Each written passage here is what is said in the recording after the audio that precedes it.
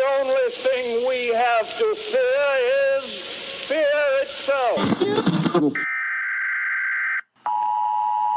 The National Weather Service has issued a severe thunderstorm warning.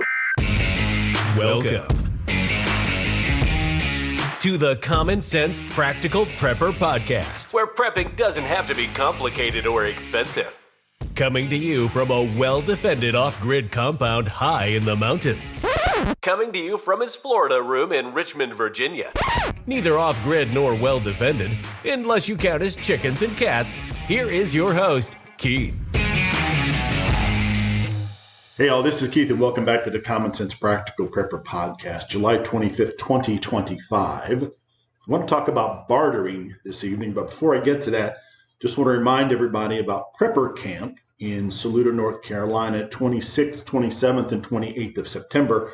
I'll be heading down there. This will be my first visit to Prepper Camp. So in the event, or unlikely event, that any of the four people that listen to this are actually going to be down at Prepper Camp, let me know. Get together and chit-chat, have a beer, have a soda, whatever. I'm really looking forward to that, to those 3 days off and going down there and meeting a bunch of like-minded people and checking out some of the classes and vendors and that sort of thing. All right, so let's talk about bartering. I've had a few emails over the last several weeks about bartering.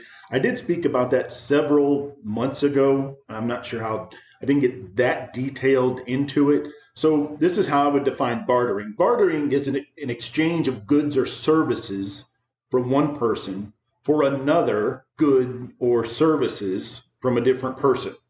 I think that makes sense.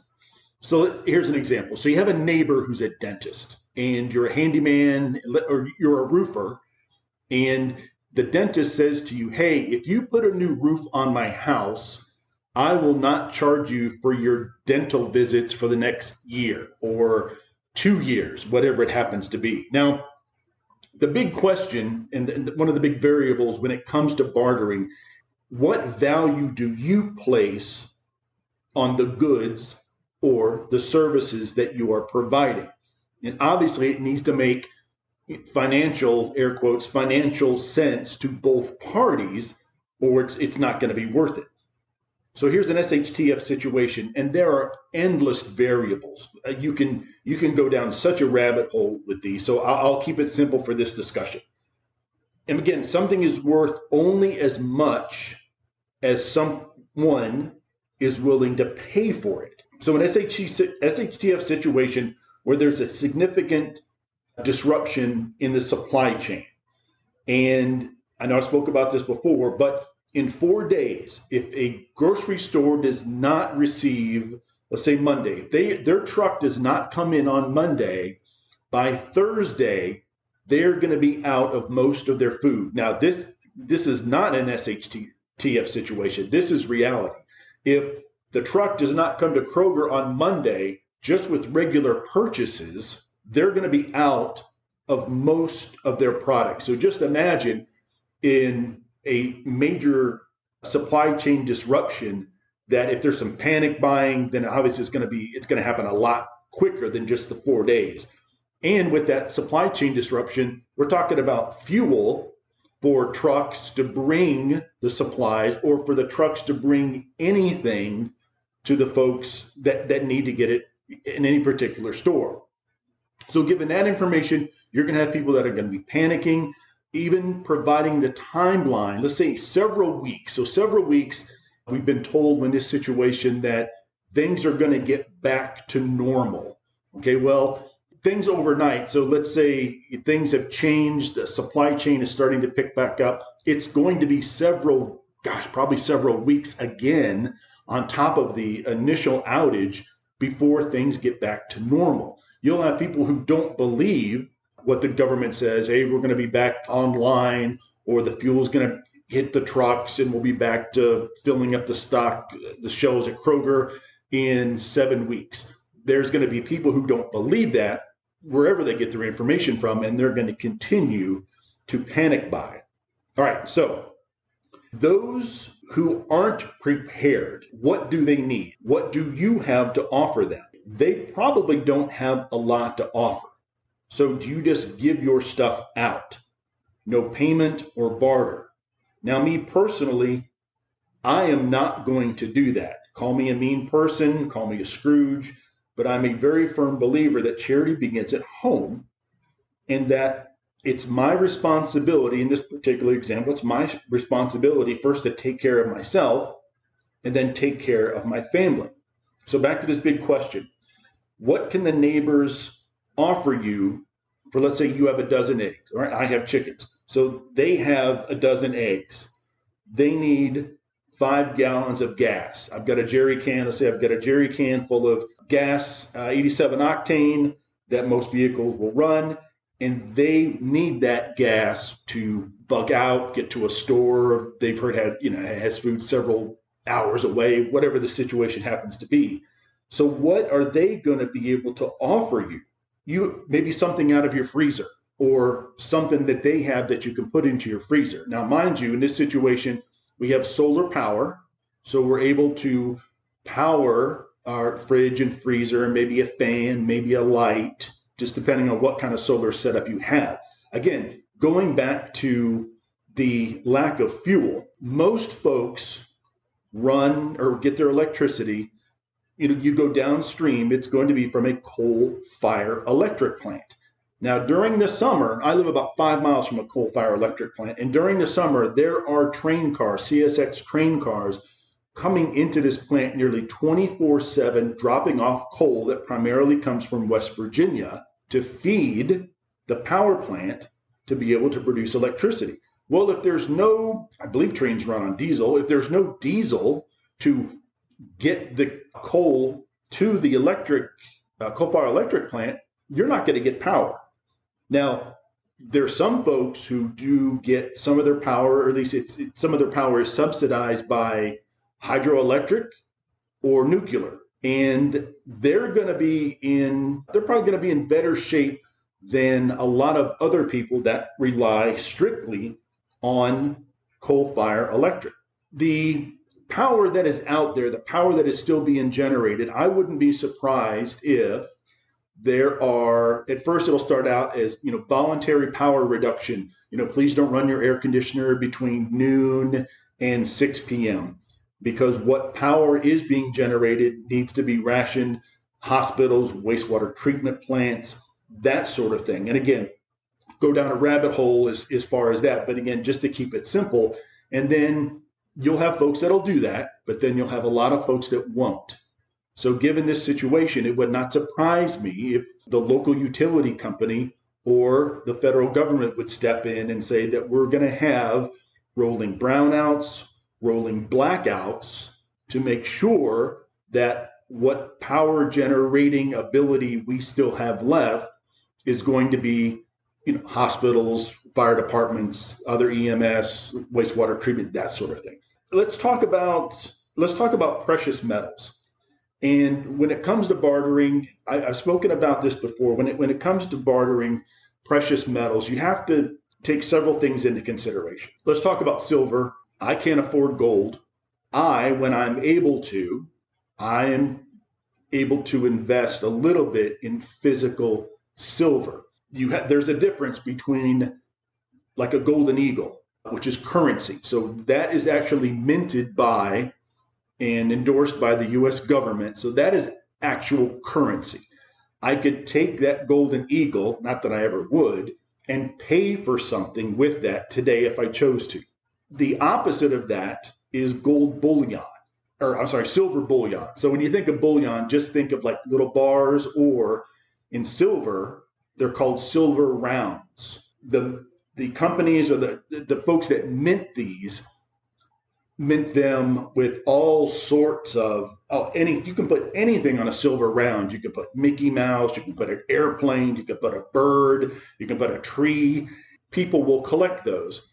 So silver is, let's say today, I believe it was, let's just round it to $40 an ounce, $40 a troy ounce. And when you get silver, it's like 0.9999% pure silver.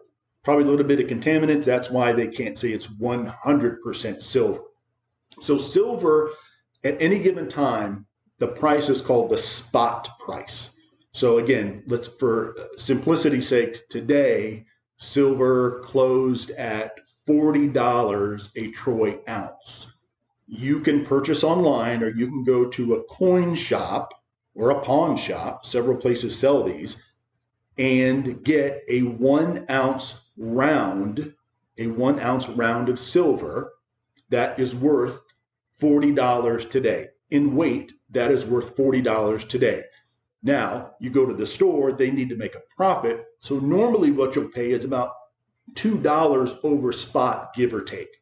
Some of the online stores, the more you buy, the less expensive. If you pay with a wire, it's less expensive than if you pay with a check, and it's less expensive than even if you pay for a credit card. I believe that's the most expensive way to purchase gold or silver, bullion, or anything, currency online. The most expensive way is using your credit card. Now, the coin shops deal in cash. So you can go in and buy, let's say, 10 1 ounce rounds, and for $40, so there is, 10, so that's 400, and they normally add $2. So it's $2, so it's $80. So 400, did I get that right? $480 for that particular purchase of silver rounds. Back to what you're willing to pay for a particular item. It's not very cut and dry. Again, given on very complicated situations, going down the rabbit hole, what is a 1 ounce silver round worth to the person that you need to purchase something from? So let's go back to the eggs. Let's say the people come to your door and they provide you their luck. Here is a 1 ounce silver round that's worth $40 today, Keith, for 3 dozen eggs. Well, it's all relative, and it doesn't. You're like, oh my gosh, Keith, that's way too much. Why would they want to give you $40 for 3 dozen eggs? Well, they're not giving me $40. They're giving me 1 ounce of silver. Now, tomorrow, that 1 ounce of silver might be worth $32. 6 months from now, it might be worth $57. So they're not giving me money. They're just providing 1 ounce silver round, with the understanding that the situation will right itself in several weeks. You then make a decision on whether that is a good exchange, a good purchase, a good barter in a sense for you. They give me a 1 ounce silver round. I give them 3 dozen eggs, and then we go ahead and call it a day. Another thing about silver rounds is there's always, I guess, the threat that they're counterfeit. So if you give someone a silver eagle, it's minted and by the U.S. Mint. Obviously, that's a very reputable institution, as opposed to some of these other companies that actually press these 1 ounce silver rounds. You'll get into a situation where someone or you, when they present you with the silver round, whether it's a half ounce, 2 ounce, kilo bars, you can get crazy amounts. And the larger the amount of silver, a 10 kilo bar, if you break it down, is going to be less expensive per ounce, kind of like buying in bulk, than a 1 ounce silver round. Half ounce silver rounds, again, as you break it into smaller pieces, it's going to be more expensive. Now, I'm not sure why. Maybe it's that 1 ounce silver rounds are produced so frequently by so many different mint or so many different companies that maybe you have to change the machines. They're not that popular, and that's why they can be a little bit more expensive. Let's say in these silver, like I said, these silver rounds come in, I don't want to say denominations, but they come in different sizes. You can have a half ounce, a quarter ounce, a tenth of an ounce. You could present it to them that way. So again, it all depends on what this person is willing to pay. In this case, with the eggs, what I am willing to pay for those 3 dozen eggs.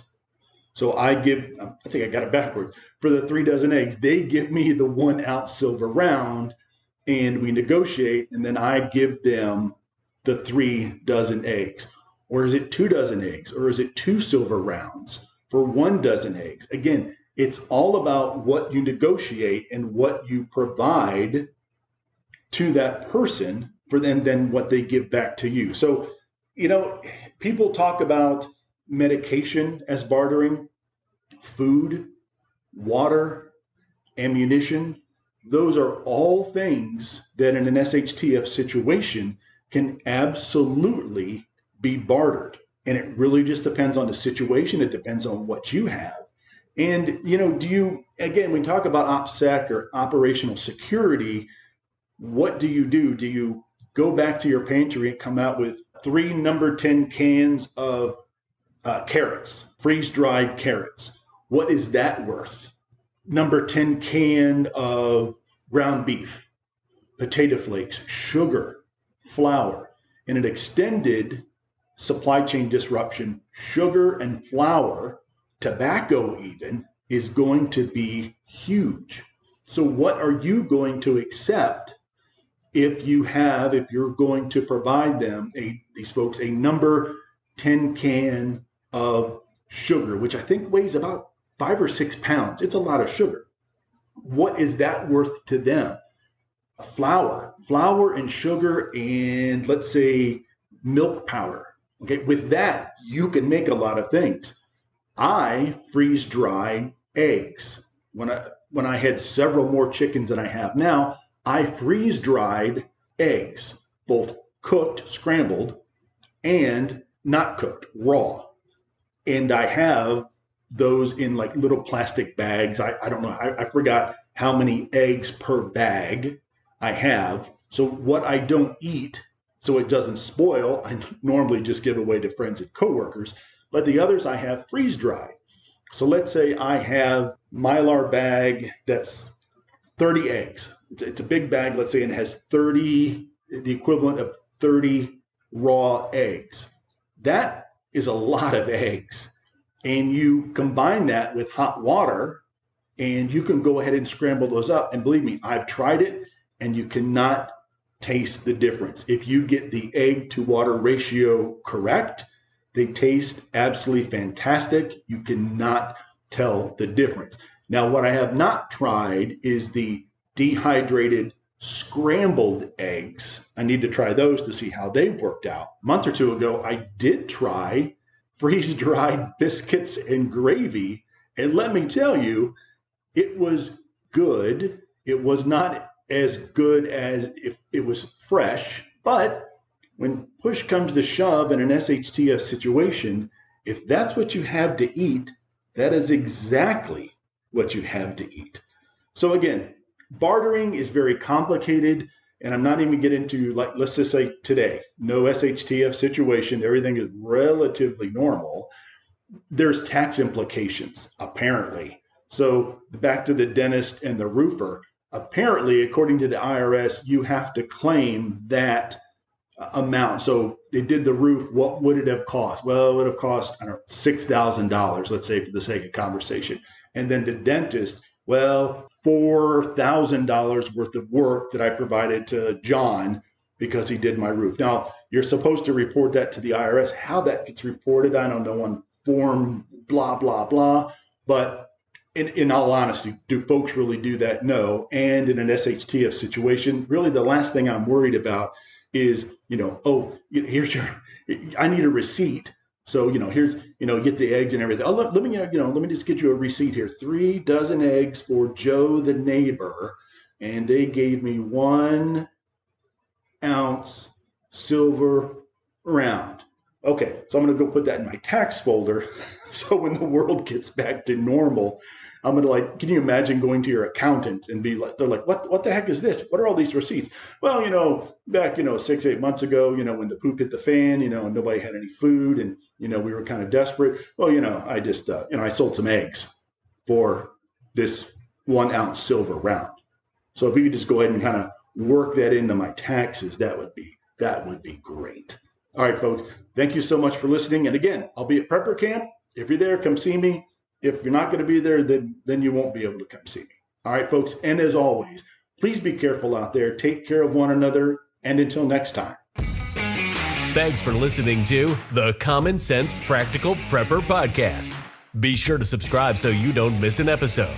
While you're at it, help spread the word by leaving a rating and review.